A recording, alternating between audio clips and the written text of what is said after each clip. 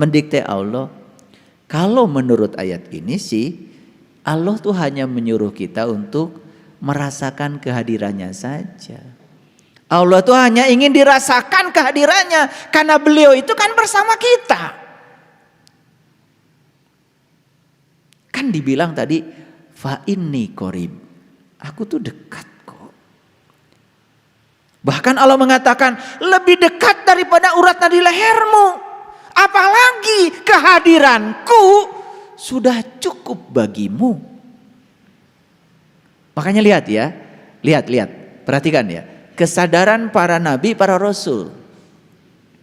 Ya mungkin awalnya mereka ketika meminta kepada Allah, ketika kesadarannya belum mencapai puncaknya, ya masih seperti kita. Tapi puncaknya permohonan para nabi, para rasul, termasuk Nabi Muhammad, permohonannya apa? Cuman satu. Hasbi Allah. Cukuplah Allah bagiku. Nah, kata-kata hasbi Allah ini tidak bisa diucapkan oleh orang yang belum merasakan kehadirannya, belum membuktikan kedekatannya dengan kita. Makanya bagi orang yang sudah merasakan beliau hadir setiap saat, beliau hanya mengatakan hasbi Allah, cukuplah Allah bagiku. Itu doa yang paling tinggi itu. Pendek lagi. Dan kalau saya disuruh memimpin doa di sebuah acara, kemudian saya doanya, mari kita berdoa bersama. Hasbi Allah. Gak akan ada yang undang lagi. Gak dapat honor lagi. Doa pendek gitu. Karena kita tuh seneng kalau doa panjang. Makin panjang permintaannya, makin banyak ngatur Tuhannya, dianggap makin soleh. Bukankah mereka yang terus menerus meminta adalah mereka yang belum merasa diberi? Ulangi, bukankah mereka yang terus-terus meminta itu adalah sesungguhnya mereka yang belum merasa diberi? Makanya di Quran ada kata-kata la in syakartum la azidannakum. Cukup kamu bersyukur. Syukur itu artinya terbuka. Terbuka artinya menerima apapun yang menjadi kehendaknya apa adanya tanpa ada sedikit pun penolakan. Itu namanya syukur.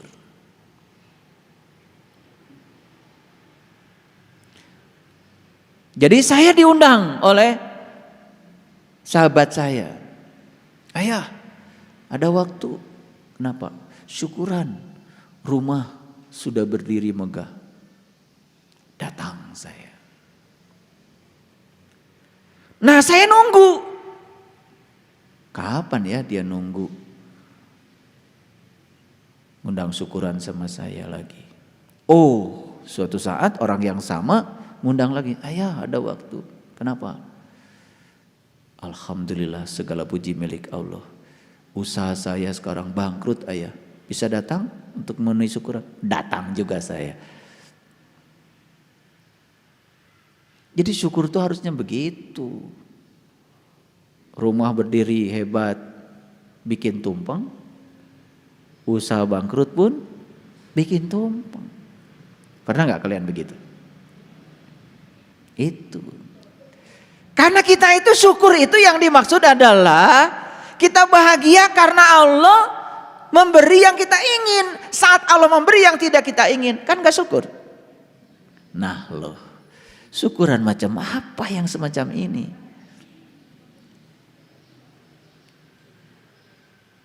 Gitu. Saya nunggu ya Ayah Yenda nanti diundang. Paham? Ini ngerti? Oke. Ini agak berbahaya sebetulnya yang saya sampaikan. Tetapi kalau saya tidak sampaikan juga nggak naik-naik kelas kita. Jadi doa yang paling bagus apa? Siapa yang boleh mengucapkan itu? Yang sudah merasakan kehadirannya. Yang belum merasakan kehadirannya. Baca itu berulang-ulang. Nggak nyambung. Makanya harus dibuktikan dulu ayat tadi. Fa inni qarib. Makanya ayat ini kan keren. Sebelum dilanjutkan dengan kata-kata, aku mengabulkan undangan orang yang mengundang apabila ia mengundangku. Kan Allah menyatakan, apabila dia bertanya tentang aku, katakanlah fa inni qarib, aku dekat. Sayang sekali kita cuma dapat info kalau Allah dekat, tetapi tidak mau membuktikan kehadirannya, kebersamaannya dengan kita. Itu saja kelemahan kita. Akibatnya kita merasa seakan-akan Allah itu adanya di sono, di tinggi. Makanya kata-kata yang sering terucap dari kalian apa? Aku mah tergantung yang di atas.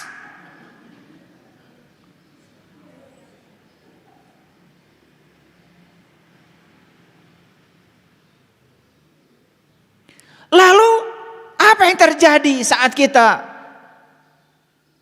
bermohon? Tangan kita di atas. Apalagi mau difoto.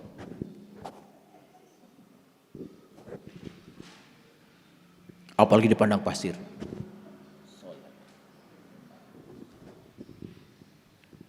Pakai dandanan macam-macam. Lagi berdoa. Meminta kepada yang di atas. Tolong tunjukkan pada saya, adakah di Quran Allah mengatakan aku di atas? Gak ada. Aku bersamamu dimanapun kau berada. Nah, oleh karena itu, tolong. Sadar sedikit. Lihat ayat ini. Kelihatan? Bagaimana metode mengundang Allah versi Al-Quran? Lihat. Ini Quran surat Al-A'raf ayat 55. Bahasa Arabnya gini. Ud'u rabbakum tadarruan wa khufyatan. Ulangi. Ud'u rabbakum tadarruan wa khufyatan. Allah bilang, undanglah Tuhanmu dengan penuh rasa hormat dan tersembunyi. Sesungguhnya Allah tidak menyukai orang-orang yang melampaui batas. Siapa yang melampaui batas? Mana batasnya? Yang melampaui batas itu adalah yang suka ngatur-ngatur Allah dengan pikirannya yang tanpa batas. Melampaui batas itu kan artinya udah dikasih batasnya segini, dia lampaui. Bukan bersyukur terhadap yang ada, terus berangan-angan memikirkan yang tidak ada. Itu yang disebut melampaui batas. Makanya orang yang terus merengek-rengek meminta yang tidak ada, dia akan lupa pada apa yang ada. Nih harus dijelaskan nih melampaui batas, karena kadang nggak ngerti. Melampaui batas berarti ada batas dilampaui. Mana batasnya? Batasnya adalah apa yang terjadi pada dirimu, itulah batasmu. Terima saja. Tapi karena tidak mau menerima yang terjadi saat ini, mulai memikirkan yang tidak terjadi, yang angan-angan pikirannya, itu namanya melampaui batas. Ayo lihat saya semuanya. Jadi mengundang Allah dengan cara dua. Satu, ini Quran nih. Ud'u rabbakum tadarruan. Satu, harus penuh rasa hormat, tadarru. Tahu penuh rasa hormat?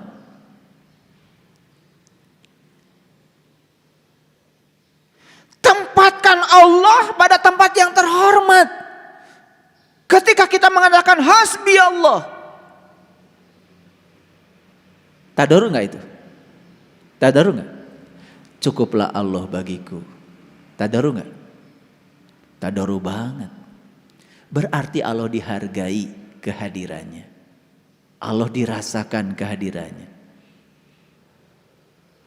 Itu tadarru. Allah maha luas, minta yang luas. Kalau mau diartikan itu adalah sebagai suatu permintaan. Tetapi kan sesungguhnya kehadirannya saja sudah cukup.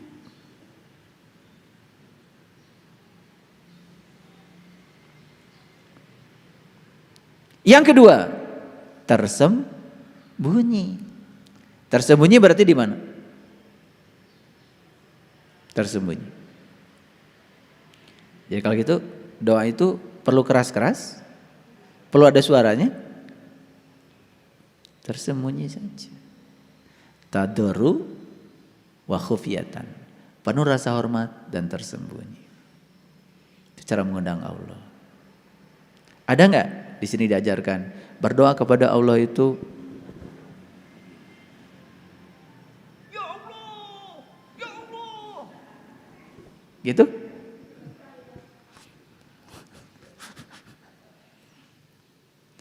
Itu kalau mau syuting begitu.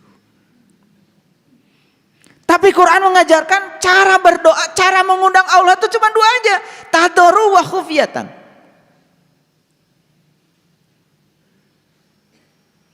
Semoga semua makhluk hidup berbahagia. Tadoru? Tadoru? Semoga keluarga saya bahagia. Tetangga yang lain biarin aja. Tadoru nggak itu? Tadoru nggak itu? Dia menempatkan Allah di tempat yang sempit. Dan Allah itu dikerangkeng oleh pikiran kamu sendiri. Biarlah keluarga saya yang bahagia, yang lain gak usah. Biarlah kelompok saya bahagia, kelompok lain gak usah. Suka nggak ada doa begitu? Ada tuh. Semoga kelompok saya diampuni segala dosanya. Kelompok lain gak usah. Tadoru gak gitu? Itu tidak tadoru. Karena tidak menempatkan Allah sebagai yang maha luas. Kalau Allah ditempatkan sebagai yang maha luas, minta yang luas-luas. Kalaupun mau ada permohonan.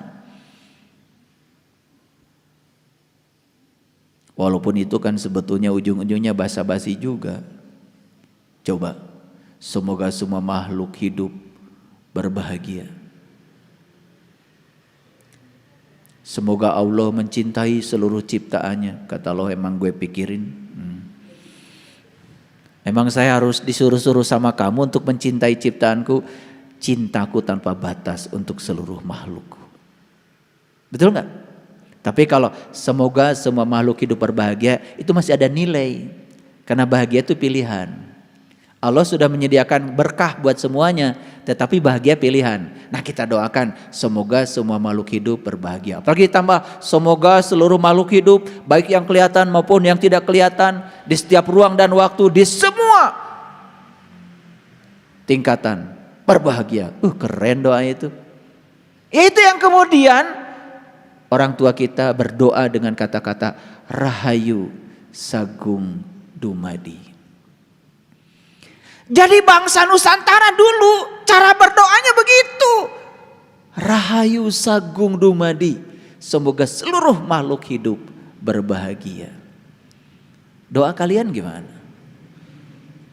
Semoga kelompok saya berbahagia. Itu gak tadoru itu.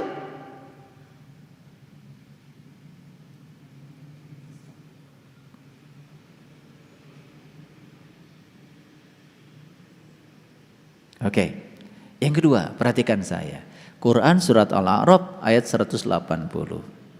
Ini kata-katanya sangat luar biasa. Walillahil asmaul husna fad'uhu biha. Nah, ada juga fad'uhu. Walillahil asmaul husna terjemahnya, dan dialah zat yang maha baik. Maaf kalau berbeda. Karena saya mengartikan asma itu bukan nama. Bukan sebutan. Asma itu adalah zat. Karena diterjemahkan menjadi nam. Nam itu bahasa Urdu. Nam itu artinya zat. Bahasa Arabnya adalah ajrun. Jadi bagi saya, walillahil asmaul husna artinya dan Allah zat yang maha baik. Betul Allah maha baik? Luar biasa ya Allah. Betul nggak? Seburuk apapun kita tetap saja kita bisa bernafas, bisa melangkah, bisa memegang, bisa melihat. Wah, luar biasa. Ya, Kak Gores lagi nyiksik bawang di dapur, langsung Allah bertindak. Seluruh sel-selnya diperintahkan untuk menyusun diri. 2-3 hari garing. Masa tidak terasa kehadiran Allah di situ? Ya, iya. Dicocok rengit, digaro burem 2-3 hari teu aya tah. Luar biasa ya cinta kasih Allah. Luar biasa. Yang gitu aja kadang-kadang banyak lupanya ya. Kemarin bentol sekarang nggak ada. Nggak ingat tuh sama Allah. Ingat tarason we.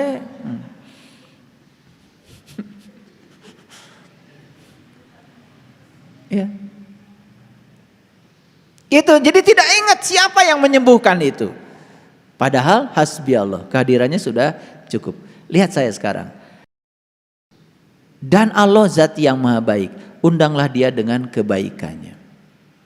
Jadi cara mengundang Allah itu dengan kebaikannya.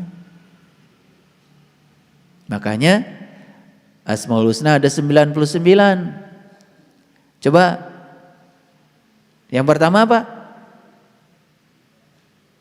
Ar-Rahman, Ar-Rahim, Al-Malik, Al-Qudus, As-Salam, Al-Mu'min, Al-Muhaimin, Al-Aziz, Al-Jabbar. Terus puncaknya apa? As-Sabur. Apa maknanya? Ternyata sabar itu baru akan dicapai oleh seseorang kalau sudah melewati Ar-Rahman Ar-Rahim yang 98. Makanya di Quran dikatakan wasta'inu bisobri. Minta tolonglah dengan sabar. Jadi minta tolong itu bukan tolong Allah, bukan gitu. Sabar aja. Karena sabar itu sudah minta tolong. Oh ini tingkatan tinggi. Jadi kalau gitu meminta tolong itu dengan satu kata atau dengan 99. Karena sabar itu nomor 99 tidak tercapai kalau tidak dimulai dengan Ar-Rahman, Ar-Rahim, Al-Malik, Al-Qudus sampai As-Sabur. Makanya Quran memerintahkan minta tolonglah kepada Allah dengan sabar. Jadi tidak ada di Quran dikatakan minta tolonglah kepada Allah dengan cara tolong Allah, nggak ada di Quran, nggak ada. Tapi wasta'inu bisobri, minta tolonglah kepada Allah dengan sabar. Udah sabar aja, itulah cara minta tolong yang tadoru.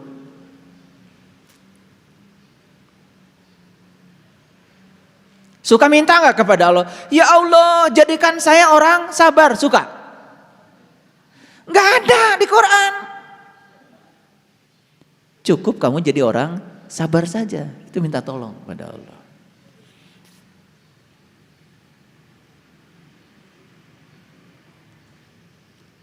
Makanya begitu kita minta dijadikan orang sabar, langsung dikirim orang-orang yang tidak sabar. Itulah pertolongan Allah. Dan kalian selama ini salah ngaji. Allah tuh dianggap Doraemon. Ketika minta kantong ajaib, datang kantongnya gitu. Allah itu bekerja by proses. Ketika minta sabar, dihadirkan yang tidak sabar. Ketika minta jadi orang baik, dihadirkan orang-orang yang tidak baik. Ketika ya Allah tumbuhkan cinta kasihku padaku, dihadirkan orang-orang yang membenci kita.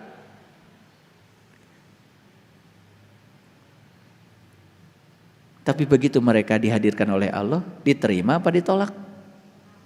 Tah eta urang mah cenah yang sabar. Begitu ditulung ku Allah, dihadirkan yang tidak sabar. Yang tidak sabarnya ditolak, rek iraha sabarna. Paham? Nih, ada 3 ayat nih. Ini dasarnya. Baik, sekarang lihat saya semuanya. Jadi, mengundang Allah itu satu, harus dengan tadoru wa khufyatan. Yang kedua tersembunyi. Yang kedua, tadoru itu artinya undang Allah dengan sifat-sifat Allah. Allah Maha Luas, undanglah dia dengan keluasanmu. Jadilah orang yang luas, jangan jadi orang yang sempit.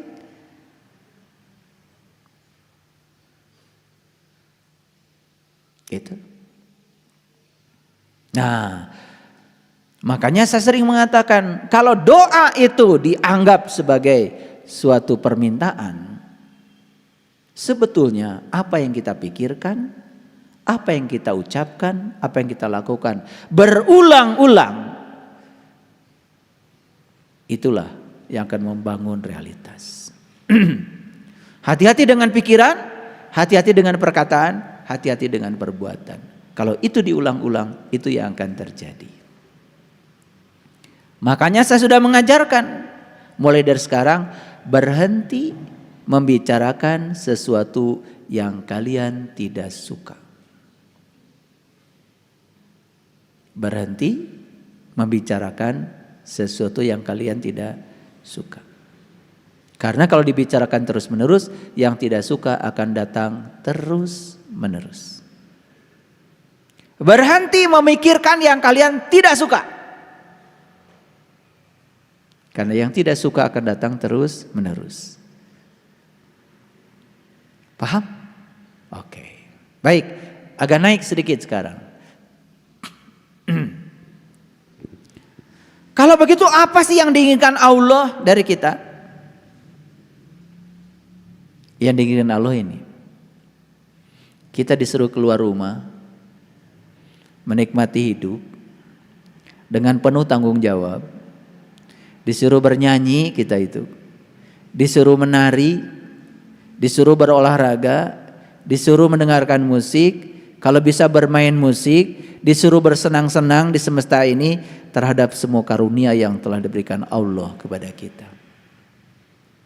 Itu sebetulnya. Makanya Allah itu tidak mau kita jadi sulit dalam kehidupan ini. Tidak mau kita jadi sempit dalam kehidupan ini. Allah nggak mau kita jadi sedih dalam kehidupan ini. Ayo keluarlah dari rumahmu. Nikmati hidup. Nikmati hidup. Dengan segala berkahnya yang luar biasa ini.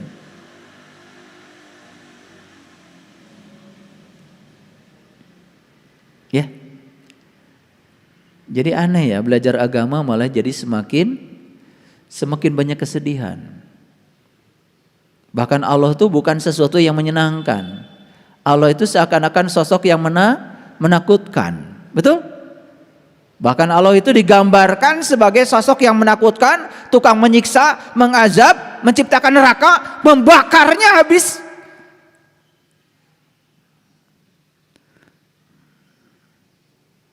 Di mana kita mau meletakkan Tuhan yang Maha Pengasih, Maha Penyayang kalau begitu? Aneh-aneh aja. Maka lihat, mohon maaf, manusia berlomba-lomba membuat bangunan dan menyebutnya itu rumah Tuhan. Makanya saya bilang tadi, ya, mungkinkah Tuhan dirumahkan oleh manusia? Kan jawabannya tidak mungkin, betul nggak?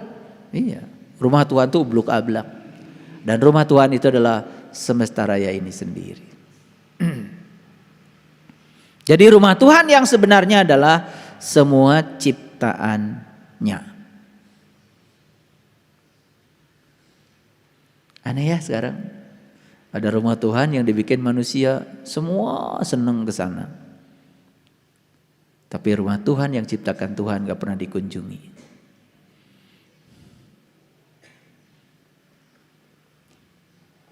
Aneh. Padahal mengunjungi rumah Tuhan yang ciptaan Tuhan gak perlu pakai ongkos.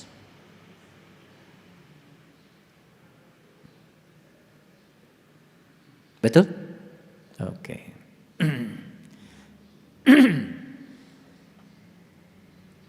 Inilah ayatnya. Kalau gitu mana rumah Tuhan yang sebenarnya? Surat Ali Imran ayat 96. Izin kalau saya memperbaiki terjemahannya supaya sesuai dengan yang ada dalam bahasa Arabnya. Bahasa Arabnya gini, inna awala baitin wudi'a. Wudi'a apa? Wudi'a itu wudu. Wudu itu berpisah. Sebenarnya terjemahnya gini, inna awala baitin, rumah awal yang aku bangun untuk berpisahnya manusia. Wudi'a linnas. Berpisah dengan siapa? Untuk berpisah dengan yang selain manusia. Untuk berpisah dengan yang selain Allah, maksud saya. Coba lihat saya semua. Kalau saya punya 2 tempat, 1 di sini, 2 di rumah. Kalau saya tidak ada di sini, pasti ada di rumah kan? Kalau saya tidak di rumah, saya ada di sini kan? Tempat saya kan cuma 2. Oke? Lihat saya sekarang. Kalau saya melekat tangan saya pada kursi ini, jelas dong, saya tidak bisa berpisah dengan kursi ini. Tapi kalau saya berpisah dengan kursi ini, saya tidak melekat. Kan keadaan cuma begitu. Kalau berpisah tidak melekat. Kalau melekat tidak berpisah. Oke? Kita itu disuruh untuk menyatu dengan Allah. Bagaimana kita menyatu dengan Allah kalau belum berpisah dengan yang selain Allah? Maka Allah menciptakan rumah untuk kita berpisah dengan yang selain Allah.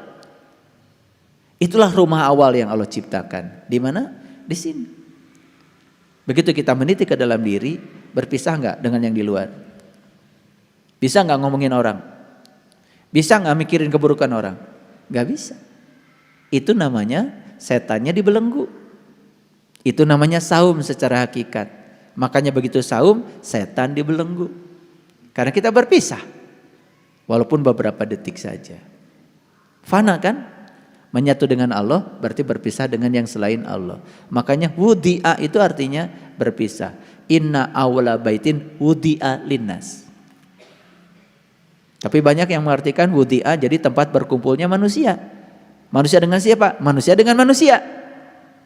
Padahal yang paling penting adalah berkumpul manusia dengan Allah. Kalau manusia berkumpul dengan Allah, semua manusia berkumpul dengan Allah, kan semua manusia menjadi hasbi Allah. Betul nggak? Merasakan kehadiran Allah. Dan setiap manusia merasakan kehadiran Allah, tidak ada lagi keterpisahan dengan Allah. Baik nggak semua manusia? Baik. Dan baiknya semua manusia bisa di mana saja. Kan ada orang baik itu lagi umroh baik, lagi tidak umroh kan tidak baik. Karena lagi umroh kan ada yang namanya ihram. Jangan berkata dusta. Kita lagi ihram. Nanti kalau sudah selesai, gak apa-apa.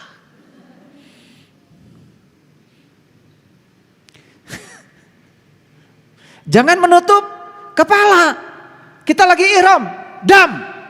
Kan gitu. Ada tuh kalau haji dan umroh pembimbing yang senangnya main dam. Dam-daman. Dikit-dikit dam, dikit-dikit dam. Cari kesalahan jamaah supaya kena dam. Mintanya kambing 1 kali kesalahan. Bangkrut habis haji. Karena dam-daman terus, dikit-dikit dam.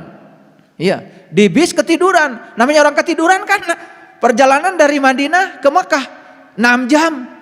Ya tidur. Begitu tidur gak kerasa itu. Kain ihram udah nyampe di sini karena AC kuat. Coba orang lagi tidur kan sare. Gak inget kan? Iya. AC kenceng. Satu-satunya di tubuh kain ihram. Ya nges, tutupkan kaluhur. Kapangi tah ku si pembimbing dam. Hiji kambing. Rewas atuh. Rewasna teh lain eta, kambing hiji. Betul? Karena gak ngerti. Yang dikasih dam gak ngerti, yang ngasih dam ya gak ngerti. Padahal yang dimaksud itu jangan ditutup pandangan kolbumu dengan Tuhan. Bukan ditutup kepala. Jangan ditutup penglihatan kalbu kepada Tuhan ketika kalian sedang ihram. Itu maknanya. Jangan ada hijab antara dirimu dengan Allah. Kamu harus kasyaf, harus terbuka. Pandangan kolbumu harus terbuka dengan Tuhan. Iya mah ditutup. Dan anu tos terbuka mah ditutup oke teu naon. Itu hakikatnya, karena nggak ngerti hakikatnya. Jadi aja dam lagi. Nyalingit teh beteng. Da teu biasa naik AC. Naik mobil bis AC. Di Mekah mobil itu bagus-bagus AC-nya. Bayangkan orang kampung nyalingit beteng. Ingat PPO. Kapanggih aku pembimbing, ieu wangi ti mana? Aduh, ya, lumayan hiji domba. Dam.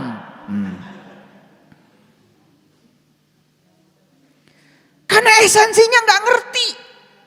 Jadi murni semua itu adalah aspek fisik. Nggak ngerti. Kenapa muternya 7 kali? Kenapa harus dari Hajar Aswad? Kenapa lewat Multajam, pintu Ka'bah? Kenapa lewat Makom Ibrahim, Hijr Ismail? Kenapa lewat Rukun Yaman? Gak ngerti hakikatnya. Inilah kalau tidak ada pengetahuan. Makanya kebenaran itu 5 dasarnya. 1, pengetahuan. Yang kedua, cinta. Yang ketiga, keadilan. Yang keempat, pengabdian. Dan yang kelima adalah kesabaran. Baru kebenaran akan tegak. Makanya dikatakan 5 dasar kebenaran. 1, pengetahuan. Gak ada pengetahuan, gak ada kebenaran. 2, cinta. Gak ada cinta, tidak ada kebenaran. 3, keadilan. Tidak ada keadilan, tidak ada kebenaran. Yang keempat, pengabdian. Bohong bilang kebenaran kalau tidak ada pengabdian. Bohong. Kalian yakin dengan ilmu yang diajarkan? Yakin. Cuman yakin, gak ada pengabdian. Giliran diminta pengabdian, gak ada kebenaran. Bohong. Banyak yang bohong. Giliran sudah mulai pengabdian, hilang. Apalagi kesabaran. 5 dasar kebenaran. Kebenaran itu harus dibangun di atas 5 dasar. Para sahabat,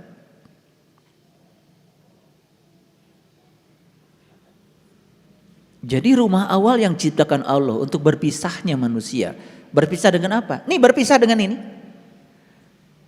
Gimana caranya? Meniti ke dalam diri. Begitu kita meniti ke dalam diri, mengasingkan diri ke dalam, betul nggak kita berpisah? Di mana kita berpisah? Di sini. Ada apa di situ?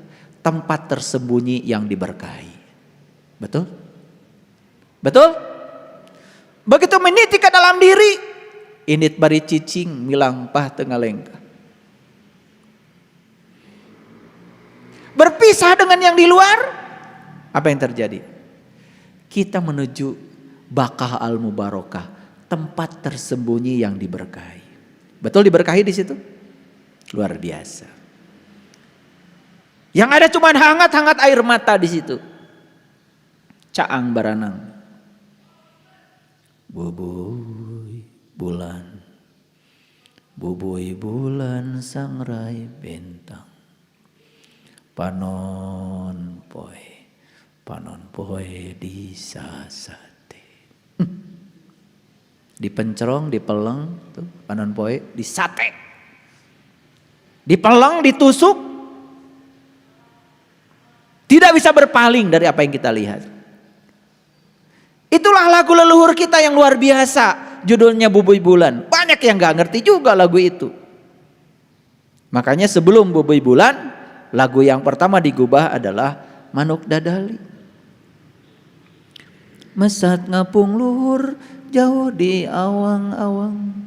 Meber kenjang-jangna bangun taya karingrang.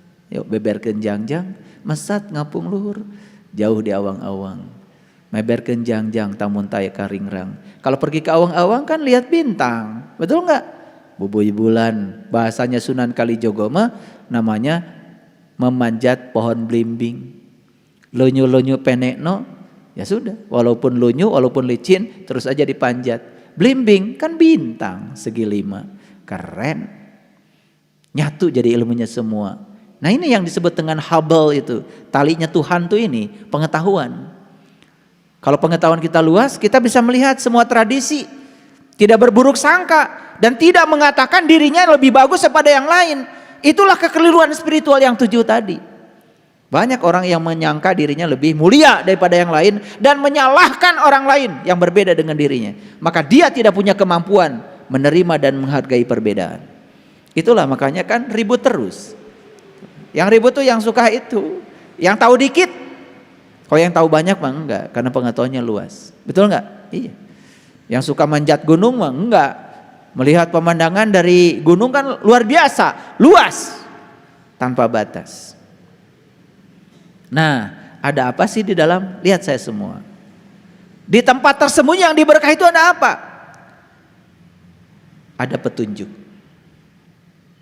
Hudal linas. Hudal lil alamin. Ada petunjuk bagi seluruh semesta. Ada apa lagi di dalamnya? Satu, ada tanda yang terang benderang. Dua, ada makom Ibrahim, level Ibrahim, tingkatan Ibrahim. Barang siapa yang masuk rajin ke Baqqah Al-Mubarakah, amanlah dia. Wa man dakhalahu kana aminan.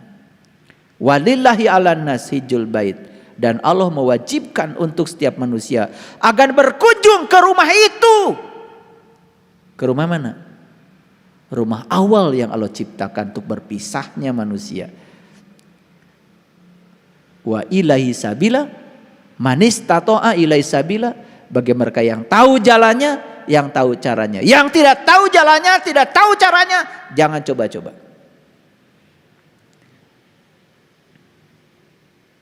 Gitu. Begitu tahu jalannya, tahu kendaraannya, langsung tegar.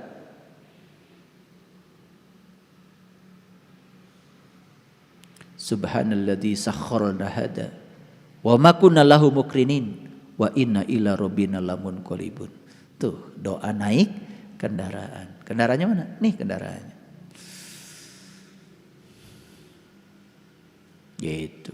Kalau naik kendaraan, naik angkot. Subhanalladzi sakhkhara hada wa ma kunna lahu muqrinin wa inna ila rabbina lamunqalibun. Terima kasih Tuhan sudah mengajarkan bagaimana cara menggunakan kendaraan hebat ini agar aku bisa kembali kepadamu. Wa inna ila rabbina lamunqalibun. Gitu. Hafal ya doa itu? Hafal pasti kalian. Apalagi kalau lagi umroh, lagi haji, hafal banget.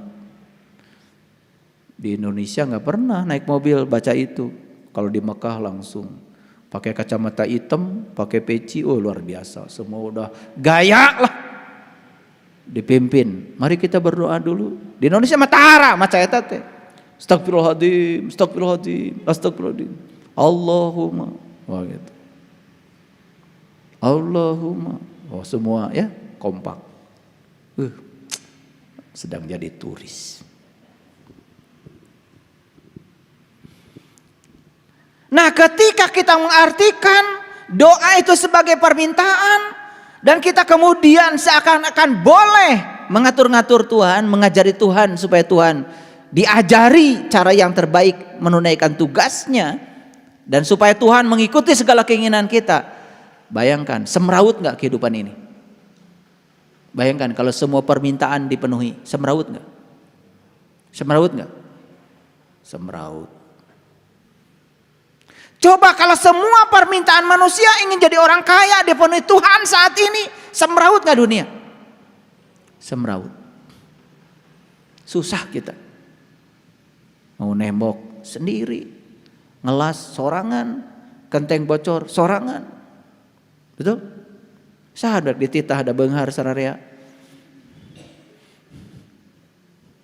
Betul? Coba kalau semua manusia minta sehat saat ini dan dikabulkan, semrawut nggak dunia? Semrawut. Negering, sehat kabeh. Karunya tuh, panti pijat, nu datang. Rumah sakit bangkrut kabeh. Betul nggak? Sebaliknya kalau semua manusia minta sakit, tambah parah lagi, gering kabeh. Sanu rek ngarawat. Betul nggak? Saya tanya kalian, pintar nggak? Kalau manusia minta sabar sama Allah dan kemudian sabar semua, semrawut nggak semesta ini? Semrawut. Jangan dikira kalau semua sabar, semrawut, macet kabeh jalan. Udah sabar teh cari cing, mangga ti payun, mangga ti payun. Makanya Allah bilang, seandainya aku mau, aku jadikan semua jadi orang beriman. Seandainya aku mau. Tapi Allah tidak melakukannya. Jadi kita ini mohon maaf yang dakwah, kemudian ingin semua pengikutnya beriman semua, udah melanggar. Dan tidak semua manusia jadi orang beriman. Dan kalau Allah mau dijadikan semua beriman, selesai. Tapi jadi semrawut kalau semua beriman. Awas, jangan dikira loh semua beriman tuh jadi semrawut. Apa kalau semua orang baik itu tidak semrawut? Semrawut. Datu ayat tuh jalmi saya mun teu saya mah.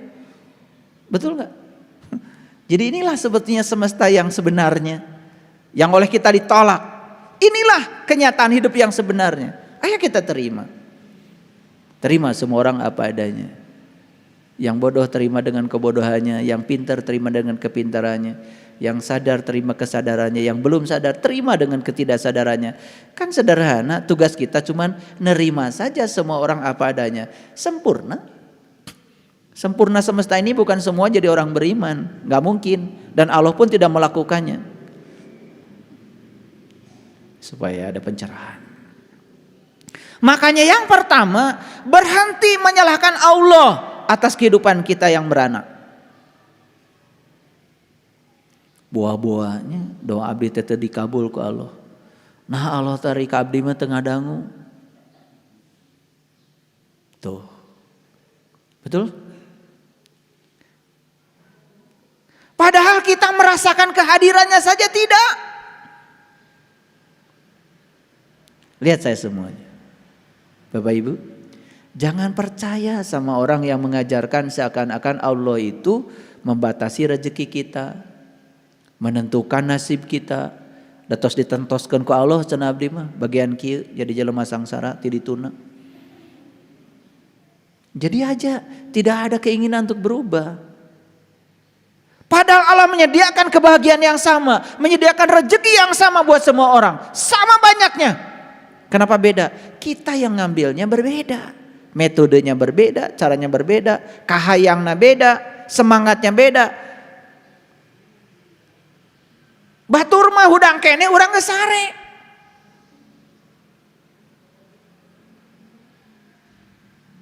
Batur mah hudang kene urang geus sare. Batur mah geus hudang urang sare kene.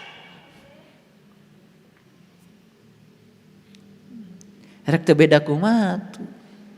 Batur mah geus mandi subuh teh. Ieu mah kakara mandi mun diajak. Kang Dadan. Ayo ah. Ke Pak, ibak heula. Ah tinggalkeun we. Enak aja, kudu nungguan jelema mandi.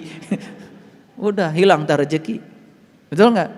Makanya orang tua saya mah dulu ngajarin sederhana kalau ngajarin sama saya. Marane lamun isuk-isuknya mandi. Sanajan moal ka mana-mana mandi. Mun diajak batur resep nu ngajakna. Makanya pagi-pagi sanajan teu ka mana-mana saya mah mandi we. Kayak ngaji teh mandi teh jam 8 kurang saparapat. Da pengajian lagi jam 8. Namanya hese sih mandi isuk-isuk. Ulangi, berhenti menyalahkan Tuhan atas kehidupan yang beranak. Karena semua kehidupan yang terjadi kita yang mengundangnya. 2, perhatikan. Allah tidak pernah menyalahkan kita dan tidak pernah menganggap kita sebagai orang-orang yang penuh dosa. Kenapa? Karena Allah Maha Pengampun. Allah Maha Pengampun, tidak tersinggungan, tidak gila hormat, tidak ternoda oleh kesalahan-kesalahan kita. Makanya Allah tidak pernah menganggap kita ini sebagai orang yang berdosa. Berapapun banyaknya dosa kita, kata Allah, kalau kamu mau balik kepadaku, gak masalah. Hari ini orang suci mungkin dia punya masa lalu. Hari ini orang jahat mungkin masih punya masa depan. Jangan suka menilai orang. Karunyanya jahat ah. Belum tentu.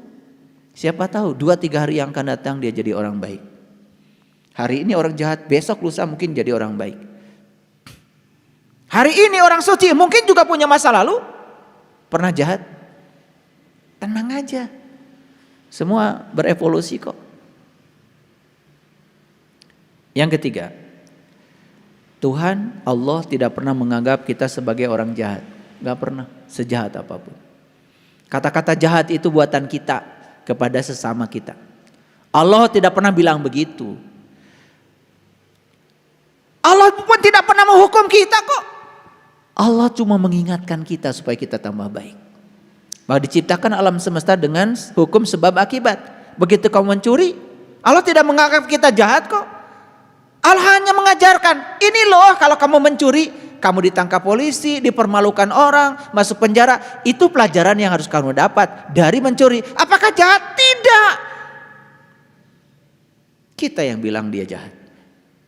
Allah tidak pernah bilang jahat. Pernah gak Allah bilang jahat sama kita? Ada suaranya gitu, kamu jahat.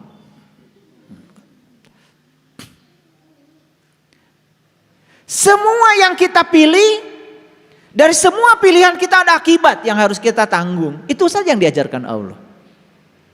Bahkan bisa jadi ketika orang itu melakukan dalam tanda kutip yang disebut dengan kejahatan oleh manusia, siapa tahu ada titik balik menemukan kesadaran. Betul nggak? Bagi Allah mah nggak apa-apa kok, baik-baik aja. Kita aja yang riweuh. Nah itu diajar ngaji teh masih eueuh pake eueuh keneh. Hayo we mikiran kesalahan batur.